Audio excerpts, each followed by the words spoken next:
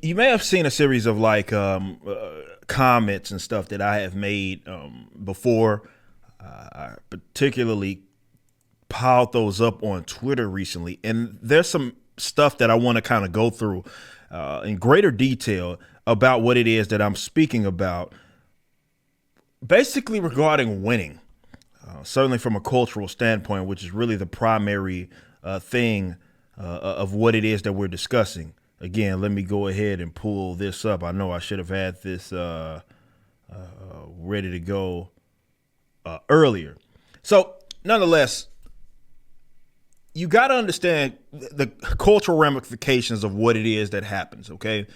I know that for a very long time, you got guys on our side that have generally said, okay, look, we have the ideas, we're smart, we're the better people, we're more ethical, moral, blah, blah, blah. And unfortunately, you deal with an enemy that cares not of any of that. In fact, they will use your own sort of motives or ethics against you, even though they don't want to, regard any of those as something worth upholding.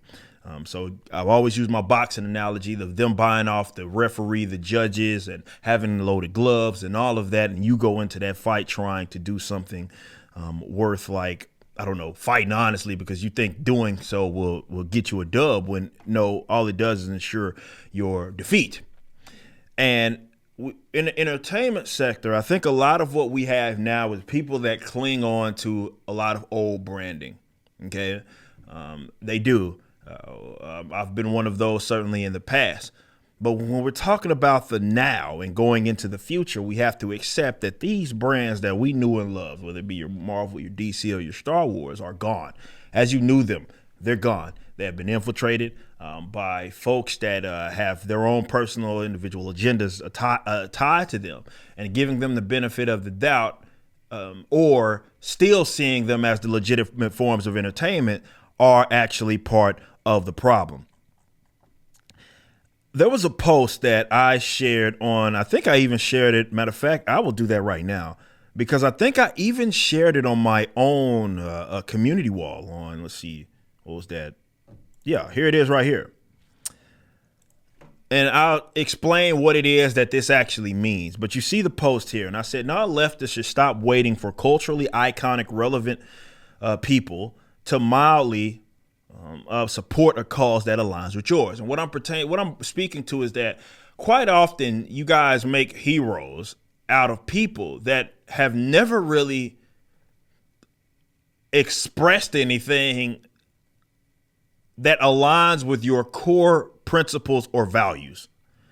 Yet the minute they say like one thing that aligns with you, they then they skip every line that you could think of, and now they're held up upon a pedestal. You guys have done that with so many people, definitely since 2016, that have come, that have gone. And I think it really speaks to the beta shit. And I'm not saying that on some snarky, like, oh, beta male. No, it shows that you don't really value your own the way that you value other people's stuff. That's an issue that we have to address if this is going to be won. Because there are folks that are in, like, let's say, these subcultures that you maybe don't look at as legitimate. Some of it is because they're not tied to the brands and the things that you know and love. And I get and I totally understand that. This second part is, though, what's important. I say create your own cultural icons. Most of the left's power comes from the perceived legitimacy. Strip them of that. Parallel economy. And this isn't about like upholding like man as if he's God. That's not what I'm saying. It's precisely the opposite. It's more of valuing your own stuff the way you value their shit. And then you won't be waiting around for some actor or actress to have a position that is mildly like yours. You don't have to do that because, well, you've created your own. It's more about cultural imprints and relevancy, not about, again, upholding man as if he's God. Because what's going to be culturally iconic is going to be culturally iconic regardless. If people flock to it, they flock to it. If there's something that they value, it's something that they value, whether that's a person or whether that's a thing or a concept or an idea, whatever that is. What I am saying from the subcultural standpoint is that people start valuing their own shit like they would somebody else's stuff. So instead of waiting for Joe Rogan or The Rock or any of these people to say something, and inevitably they're going to end up not aligning with you on some other shit, instead of waiting around for that, how about you strip them of that? Why is it that, I don't know, The Rock or all these, we understand what it is that they did. It's Joe Biden supporting motherfucker. We understand where it is that they're at politically and social politically. Why would you offer them such a leeway that they would never do for you? And that's why I was talking about reciprocity. Leftists do not flock to your shit like you flock to theirs. And they don't ever give you the benefit of the doubt. In fact, when they find that you are among their ranks and you don't think like them, they do everything in their power to get you the fuck up out of there. Right? Right. So my thing is I talk about perceived legitimacy with comic book characters. Like, these people only see white characters as legitimate, which is why they love tokenization so much. Right? Has nothing to do with Manto. No, that's them trying to rationalize with the fact that they don't look at, let's say, original black characters like they would an original white character that had been around for so long. They only see legitimacy through them. It's the same kind of thing that's offered by, not offered, it's really non-leftists, unfortunately, do the same thing, but it's with their stuff. Have you ever tried to talk to these guys still believing that Star Wars is going to turn it around like they didn't just fucking fire Gina Carano? That wasn't that long ago. Y'all do understand that. And I'm like, instead of waiting for them and looking to their brands that you know and love and grew up on, instead of waiting, you say, oh, well, I don't care about their politics. Well, they care about yours. They care about yours. You can't even have your non-leftist position publicly and be in their ranks without them wanting to ostracize you and get you the fuck up out of there. So they care about yours and you don't care about them, and you think that makes you a better person, or you think that means that you're taking a high road. I think that makes you look like a fucking loser, because you're not treating yourself with any sort of dignity. You're not treating yourself as if you are the fucking alpha in this situation. You are begging to be embraced. And you're begging for your concepts to be acknowledged by people that fucking hate you all the goddamn time. And you think this kumbaya shit is something worth, like, it's something that's going to get us to, let's say, for those of us that care about liberty, more free or more prosperous nation. No. I think that makes you a fucking loser. I really do, because you are dealing with an enemy that doesn't even reciprocate, and still you play his game.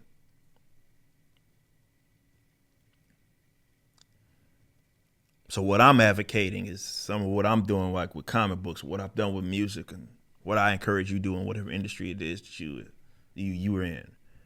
We have to leave these guys behind.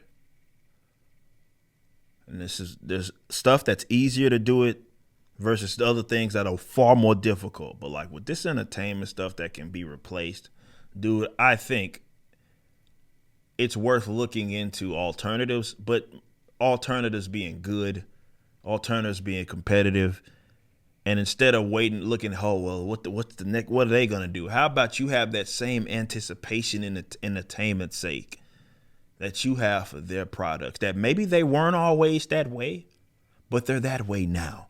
They may not have been that way when you came up in the late 70s and here's Star Wars, this cultural phenomena, and you were on the front of that. I get that, but it's not what you thought it was or what it was back then. You have to accept that right now. You have to accept that virtually with every single mainstream entertainment brand. It's just a reality. You can't ignore that away. You can try, but the truth is the truth. And I know folks are like, how do we win, man? Everything from our video games and all these different things. Like, we can't get away from these guys. You know how you win? You treat yourself with dignity. You treat the folks that are your allies, in my case, the people that value liberty, with dignity. And you treat them with that legitimacy like as you would treat the enemy that you have been lining the fucking pockets of. Maybe I did that at one point.